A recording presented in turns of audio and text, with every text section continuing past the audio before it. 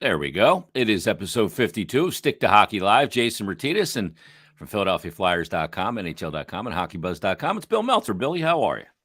I am doing well. How about you? I'm doing good. It's been a bit of a whirlwind the last, that road trip, 4-game road trip. They come out of it basically with a record of 1-3. They get the one win in Calgary, Bill. They get kind of punched a little bit in the first two, 6-2, 6-2 against Seattle and Vancouver, although those games look different. And then the healthy scratch of Travis Sanheim, and they lose that game. Looked like they ran out of gas against Edmonton and just can't take penalties against that team. Let's start with the Sanheim scratch, because that's kind of been met with, different opinions on social media about should he have been scratched. It was his hometown. That seems, almost, some people say, that's unfair because he had family there. But I say, hey, if a player needs to be scratched, geography, all that other stuff doesn't matter. The coach has to make the decision based on hockey and hockey alone. What did you think of the Sanheim scratch? Well, it was the second player that's happened with the season. Towards it with Morgan Frost, the one game he sat this year was in Toronto, which is where his dad was the PA announcer for the Maple Leafs. He largely grew up in that building. His mom and dad were there that night, and they sat in that game. So, you have to be consistent, right? If you're going to scratch a player, you're going to scratch the player. It was a tactic that Mike Keenan used to use on occasion. Players, not something players generally like, of course. Players never want to sit, but being sat with your parents in the building and in the building where you played your junior hockey, well, it stings. No question, it stings. So, but Sanheim's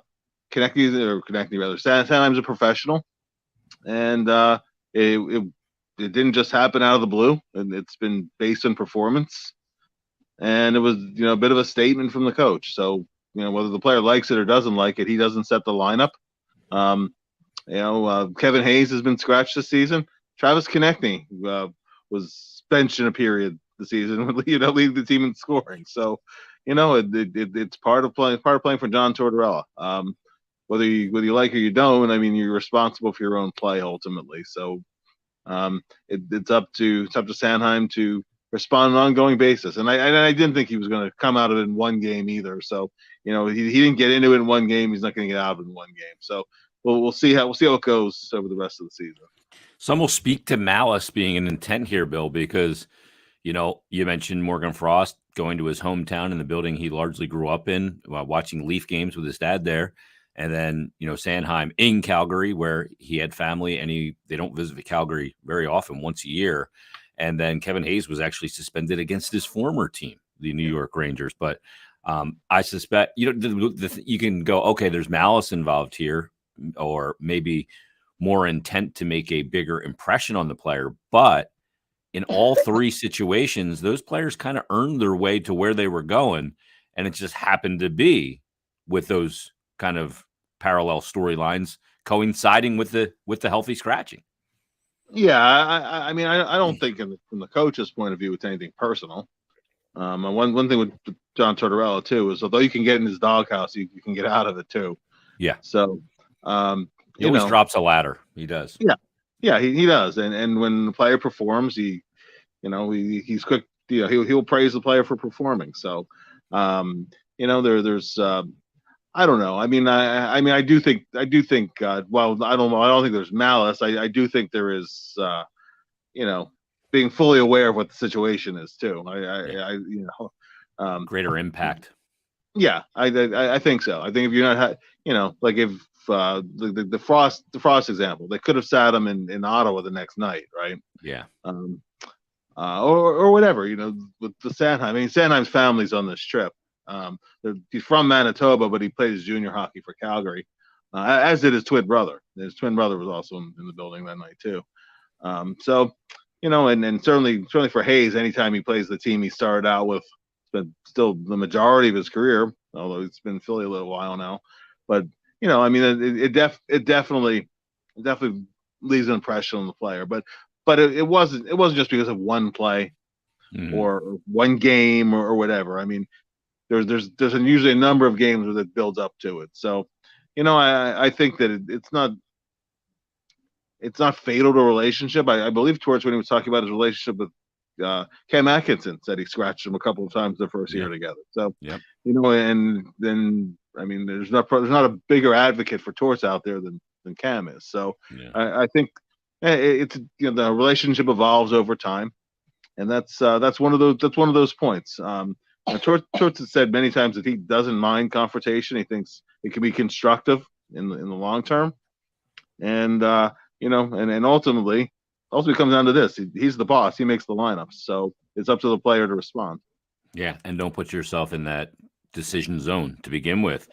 Travis Sanheim, Bill, it's obviously of paramount importance for this healthy scratching to have the right impact on the player moving forward. There's still a decent amount of runway left in the remainder of this season, but this is a player they just committed to at the beginning of this year to a very long extension, the max extension.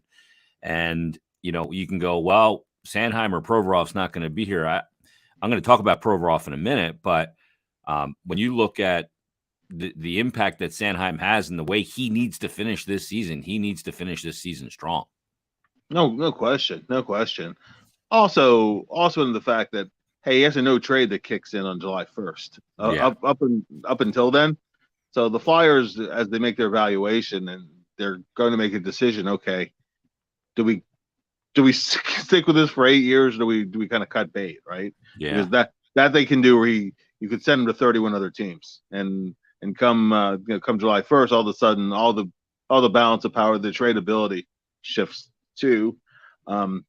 If he was having a better year, wouldn't even be a discussion. You committed to him for a reason, but I think that down the stretch, it's important. You want him to close strong. I mean, listen, back in November, when not very much was going right for the team, actually Sanheim was playing for several weeks, very much like he did a year ago when he won the Barry Ashby Trophy, jumping into plays, a lot of confidence, and so.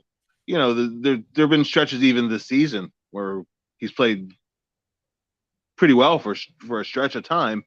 Other times he's played fine in his own end, but he's never going to be a shutdown guy. So you really need the offensive end from him too, and just making plays, showing some confidence. The last game against Edmonton, he had 1 assist. It wasn't like he tore it up on the scoreboard, but he was a force in jumping into place from all 3 periods, and him standing out in that way. And it was kind of disappointing, truthfully, that he went backwards, basically starting the next game against Nashville. Yeah. And it wasn't just not being assertive; it was also mistakes in his own end of the ice too. Yeah. And I think Tortorella can live with errors of aggression as long as they're not the same mistake repeated over and over and over again. But when a player kind of retreats into a shell and he knows they're capable of better, that's when they kind of get on his bad side. So the Flyers absolutely need Sanheim to play, if not to his peak form, at least close to it, at least work back towards it. Yeah. And for another reason, for his own confidence and peace of mind exiting a season. A lot of times when a player signs a big extension, that first year can be pretty tough. Yeah, because he feels that pressure to live up to the contract. Mm-hmm. And and when it doesn't happen the way you want it to, it can spiral downhill sometimes. Yeah, it absolutely is the case, especially when you sign it basically on the eve of the season. It's got a particular impact mentally on a player. And some people go, well, the impact is you got all that money guaranteed, so you don't try as hard. I don't know if that's it. I think it's more the pressure of the money. If we know hockey players, we know it's not a question of try. Sometimes it's a question of just getting it done. Provorov, the guy that I mentioned before, Bill, he played over 27 minutes against Calgary. And then he comes back the next night, plays over 25 minutes. And the only time that he's really gotten a lot of air in conversation from Flyer media, Flyer fans, or a whole heck of a lot, was on the Pride night when he declined to wear the jersey in warmups. He hasn't gotten a lot of air for his play and what he's done on the ice. We know this is a guy, Bill, that's always available. I mean, and is as well conditioned an athlete as you will find in the National Hockey League. And he's playing some pretty darn good hockey. He's not putting up eye-popping offensive numbers. I think we have to all realize that the appointment of him as a Norris guy very early in his career, that he was trending in that direction, maybe is not where he's going, because that is such an offensive-minded award. But he's a guy, I keep equating him to a really good offensive lineman in football. When you don't hear his name, he's probably done his job pretty damn well. And he's playing really good hockey. And that availability, coupled with the fact that he can eat 27 minutes, 22, 5-on-5, and 5+ on the PK, is something that's worth more than I think people are giving him credit for. No question. No question. I think that actually in the time since that controversy, he has played his best hockey, I would say, since 2020. Niskanen. Yep. Since Niskanen. Since Niskanen, yeah. I mean, he's been, especially on the defensive side of the puck, he has been breaking up so many plays. You know, and just in the right spot. I mean, sometimes, many times, scoring chances don't even develop because he kills it right away. You know, he's been there was a play. Actually, on the one penalty, one of the two penalties the Flyers killed successfully against Edmonton. He didn't want to just throw the puck blindly looking for a clear. He was actually able to skate it out of trouble. Yeah. You know, and it was just a heads up, poised kind of a play. Those kind of things, the goals you save are worth, you know, particularly the role that he plays. I mean, you know, he's been really, really, really good. Not just getting minutes, but deserving those minutes too. Yeah. Which he handled McDavid on a rush attempt. McDavid coming down the right side, and he had him, and he gave McDavid nothing. McDavid went to the bench very frustrated. We don't see that. I mean, he got wound up. He was flying. And Provorov just stayed with him, got his hand on his hip to feel where he was going, and never let him up for air on that rush attempt. And that is not something that McDavid is used to, and not many people can do. And I thought it was an excellent play, the way he gapped it and stayed with him. No doubt. Also there were plays. Now the Vancouver game kind of got away from the Flyers, but there were stretches of that game where, you know, Pettersson was dancing around and Provorov was right with him. Greg Green plays up with his stick. Very heavy stick and very quick stick, and almost always in the right position. I mean, he's put together a very good stretch of hockey for really a solid month now. Yeah, and to me, he's one of those guys. Be careful, you know, wishing he gets traded, because he creates an enormous hole with his absence if he were to get moved from the availability, the minutes, and everything else. To me. Oh, sure. And okay, if you trade the player, all right, how do you replace those minutes, and at what cost? Yeah. Right? Are you better with the replacement? Are you a better team for doing it? Right. So it's not an easy decision to make. If you're making it, it has to be the right trade. It's not. This is not a case of addition by subtraction. No. I mean, from a hockey perspective, it's hard to do. But one of the things I really outlined in today's Flyers Daily was Joel Farabee. Now, Farabee, I think I'm supposed to talk to Torts today for tomorrow's Flyers Daily and Hockey and Hounds, but I think he may have dodged a bullet being the next player to be healthy scratched, playing .352 in the Calgary game, down a forward for the end of the second period and all of the third. And I think the reason he dodges the bullet is because Konechny isn't able to go against Edmonton. Farabee's been more down than up this season, based on what we know. He scored 20 goals in 55 games in the 2020-21 season, and he's a player that, you know, got the contract. We lauded the contract because it could be tremendous value, but this year he hasn't lived up to it. Now, he had his surgery, I think, on June 24th, when it came as a bit of a surprise. He hurt himself in training for the season. But I think we have to also realize that this player was not able to train for the year, was not supposed to come back until Thanksgiving, around Thanksgiving, started out the season on the team, never able to look like he's been playing catch up with his game, with his conditioning, with every element of it this year. And I think we have to be understanding of that fact that, you know, an injury and not being able to prepare for a year really does not put the player in an ideal position for success. And I compared his numbers to Eichel right after he had it. Numbers, and Eichel's numbers still aren't where they were prior as a point per game player. And then I looked at Claude Giroux going into his 29-year-old season when he had 58 points, and everybody was saying, he's in his upper 20s, he's trending down, he won't age well in this league. And then when he had an offseason to train again, he came back with a 102 and is still putting up good numbers at 34, 35 years of age. So, I know people like to make the grandiose statements because of the moment of a player's in at that particular time, but this is still a really young player, and this is going to end up being a frustrating season for him, but he's got to use what happens this season to train harder for next year and hopefully not have to deal with any, recurrence of injury and rehab from any kind of off-season procedure that he might get done. Yeah, and remember last year was a pretty injury-plagued year for him too. Mm-hmm. A couple shoulder things, and it just, he wasn't quite right in the second half of that season. Very, very delicate kind of surgery he had. I mean, I know a couple players have had it, but it's something that just from a strength perspective and a confidence perspective too. I mean, it can take a calendar year. It really can. So you do have to put it in a certain perspective, and it's funny too. I guess because of what the expectations were going in. But you can look at, you can look at Owen Tippett, we all agree is taking another step forward this year. Agreed. He and Farabee don't really have a big difference in their point production this year. It's actually pretty close. Yeah. Now Farabee's not scoring. He hasn't been a consistent threat by any means, and he's one of the guys they were counting on for certainly more than he's produced. But it's funny how similar numbers can look pretty different. Even though Farabee's actually the youngest forward that they have. Mm-hmm. He still is. He's a year younger than Tippett, a year younger than Frost. So and a year younger than Cates. So, so he's still just 22 years old this season. So there's plenty of time for him to bounce back.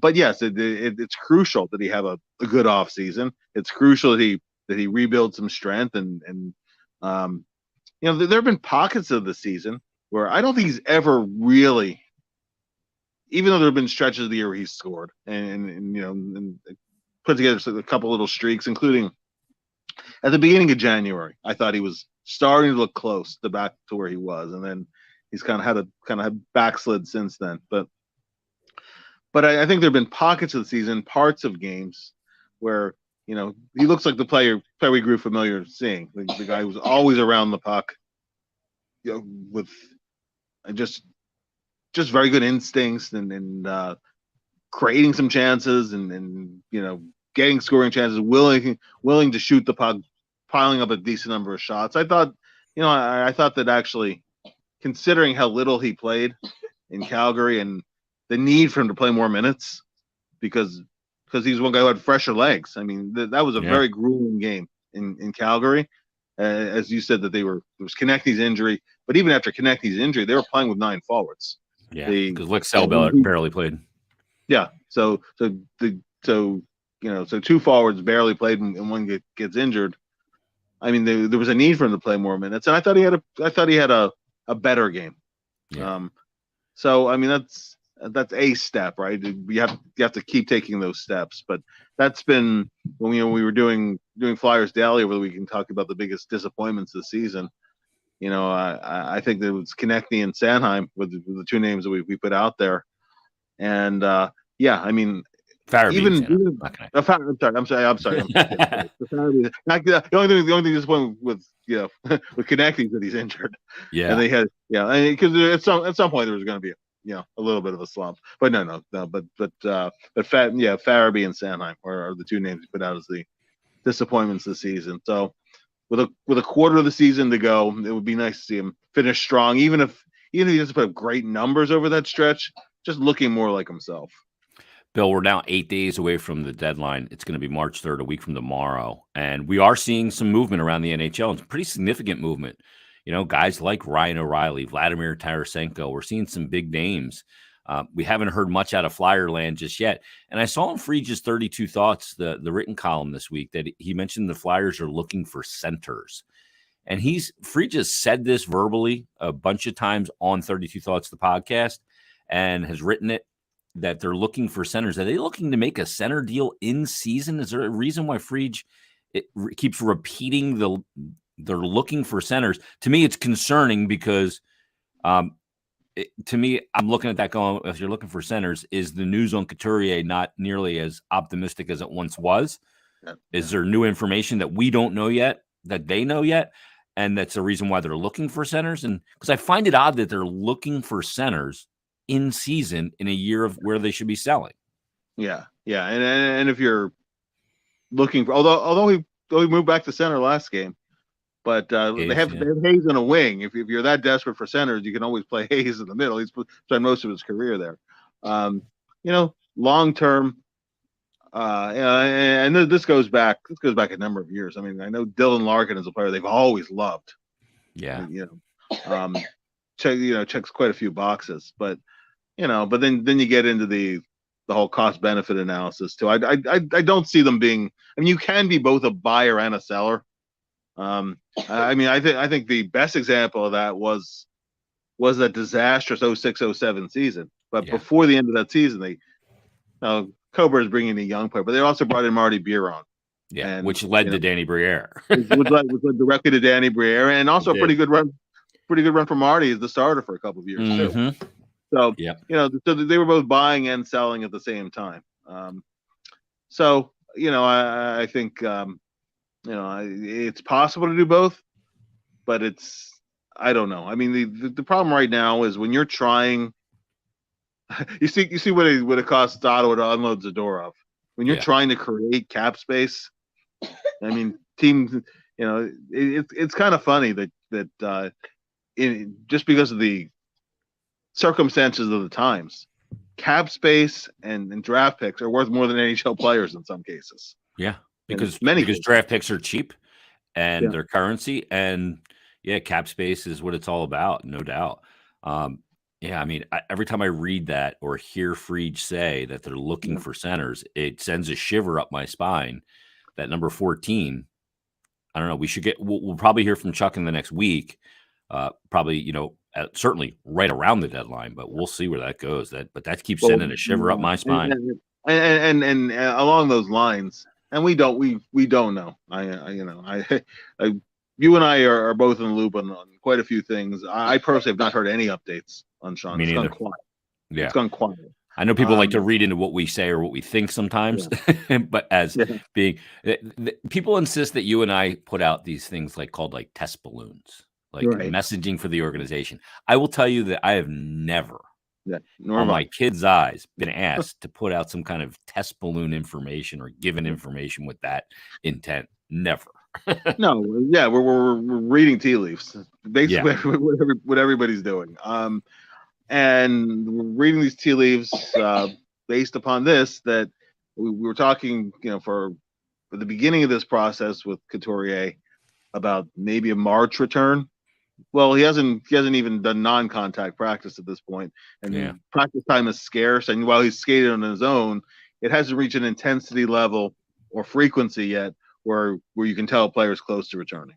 Yeah. And as James points out here on our stream that he skated today, but again, he's been skating, and that's the thing. And you just keep hearing that they're looking for centers, and I go, okay, are they looking for centers because they'd rather put Cates on the wing? Are they looking for centers because they're seeing Cutter Gauthier long term and saying, he'd be a better power forward as a winger, or is it, hey, they're looking for centers because they're always looking for centers? Centers just have tremendous value. I don't know, but it kind of freaks me out. Bill, I know you're dealing with a sick kid. I can hear her coughing a little bit in the background, so we hope she feels better. We'll let you get back to her. Thanks for doing this today, as always. We appreciate it. Great stuff, and we'll talk soon. I appreciate it. Thanks, Jason. There he is, Bill Meltzer. Called into duty today. His daughter's dealing with a little bit of a cough, and it's still that time of year in a lot of cases. But we thank Bill for joining us as always, and we need centers, man. It's freaking me out. Let's get to a little something we do on the show every week. We make you money Well, we don't make you money. Tone makes you money. Time for another edition of Tone's Takes.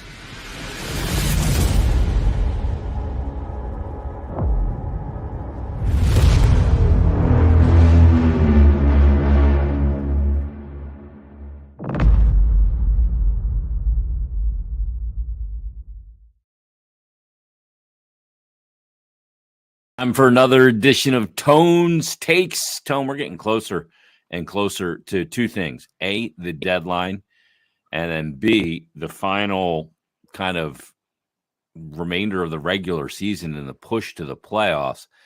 You know, when you look at futures at this time of year, I imagine it's a little wonky in the sense that you don't know what teams are going to add and you don't know what teams are going to need to get into the playoffs down the stretch. Yeah, for sure. Especially like in the East. This time last year, the East, the playoff teams were decided. It was just positioning that was up for grabs. Now there's 4 or 5 teams on the bubble. Like, you don't know. I mean, the only thing that's probably decided is Toronto's we're going to face Tampa Bay in the first round again. Home ice has to be decided there. I mean, everything else, even Jersey is kind of, on Carolina's heels. I mean, Boston's going to win the East, but, the bubble teams like Pittsburgh, Washington, are they going to make it? Buffalo, Florida, are they gonna rise up? Like it's great. It's so much different than last year. So yeah, definitely exciting. Last year the top 8 in the East was determined, with so much remaining on the schedule, and then the East versus the West this year. The East has dominated the West for the most part. I think only 2 teams in the Eastern Conference have a losing record against the West. I can't even figure out why that is. I mean, I look at California and I go, okay, I get that part of the equation, but geez, it's pretty nuts.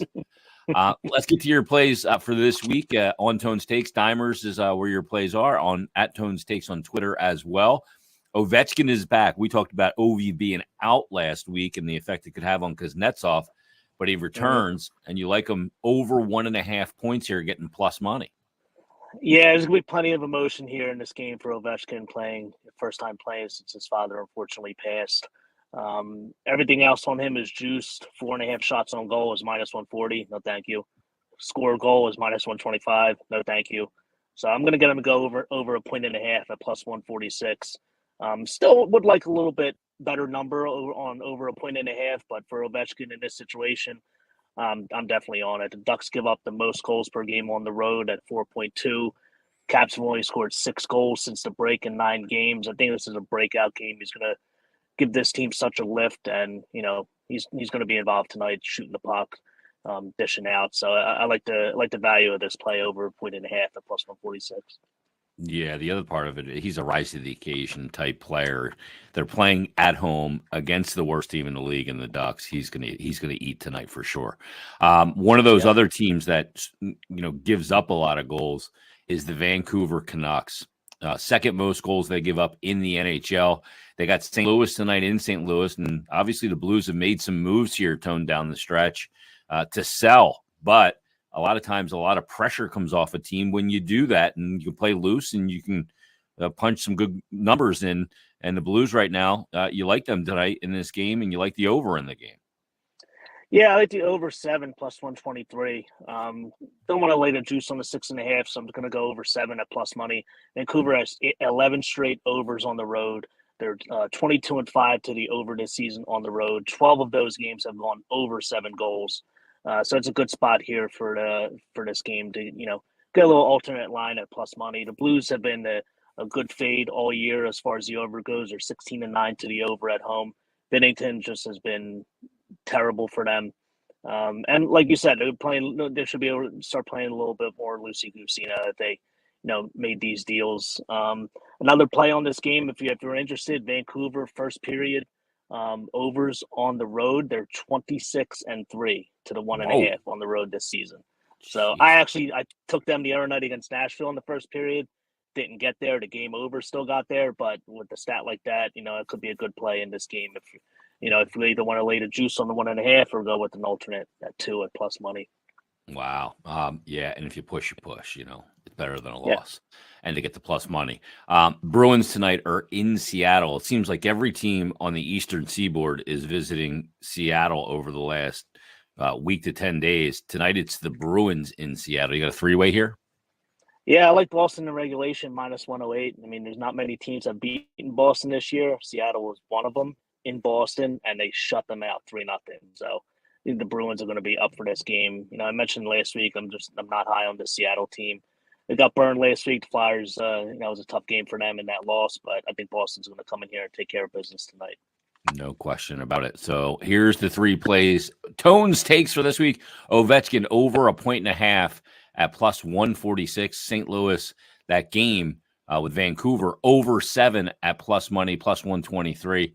And then that Boston 3-way at minus 108. People can get your stuff at Dimers, and where else, Tone? Dimers, and then on Twitter at Tone Stakes, I'll have more plays today. It's a nice looking card tonight. So it's a beefy card tonight, too. A lot of games on the card tonight. I like it when there's a lot of action happening around the National Hockey League. Tone, great stuff as always. Appreciate it. Thank you, Jason. Appreciate it. There he is. Tones takes another edition here on Stick to Hockey Live. Everybody, enjoy the hockey tomorrow. Flyers are going to be taking on La Habitante, the Montreal Canadiens, Friday night. So enjoy that and have a great rest of your day. Thanks for listening. Thanks for watching. We'll talk to you tomorrow in a brand new edition of Stick to Hockey Live. Thanks, everybody.